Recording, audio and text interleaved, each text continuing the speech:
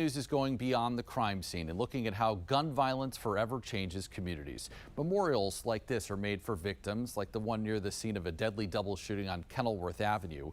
And our Washington, D.C. reporter Felicia Ashley tracks what's happening in that community after the tragic murder of two young boys right there. We should mention no arrests have been made in that case as of yet. The repeated reports of violence and fights have become so common that some are numb to it. For others, though, it's still a fresh and raw pain that they feel daily.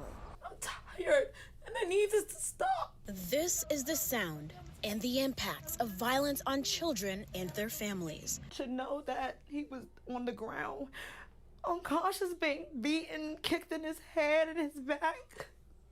You could have killed my son. You could have killed my son. You could have killed my son. Trina Riley's 16-year-old son, DeMaurice, enjoys archery, soccer, and reading.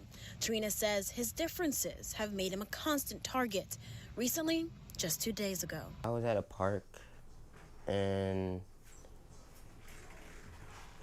I remember that I got jumped at the park, and because I'm not a fighter, so he just caught me off guard, and the oldest person was 17 and he stole me in my face.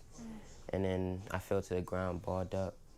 And that's when they all jumped me and kicked me in my back and my head. Trina says the latest attack landed her son in the hospital with this documented head injury and concussion.